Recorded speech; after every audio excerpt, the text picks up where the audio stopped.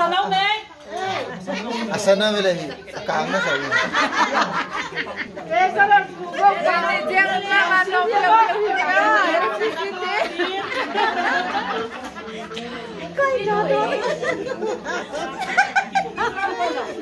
Kum ye kum akum. Don ngam dem na lelo na tiswan na. Ako nung boy na ba?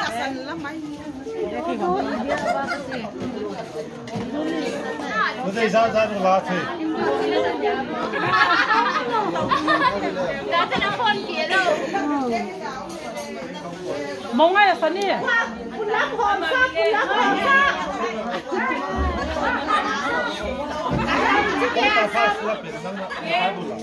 Singpi Sunday ko ye. Ha, homsa pa le. Dia sampai di sana. Apa mo ho? Apa ko ye?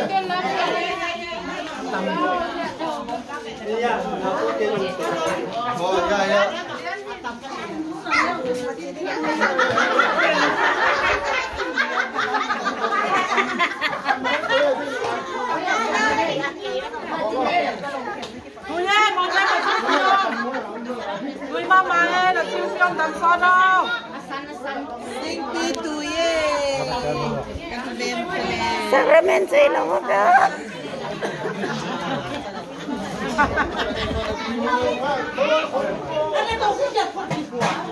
Tan luteas ang kafe lukatisa.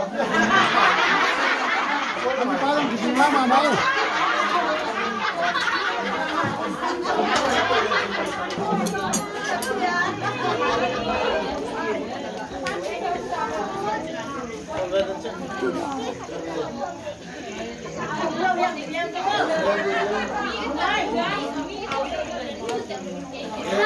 Kakalam po nga. Ada nga din nalagay ko eh. Wala. Dilo.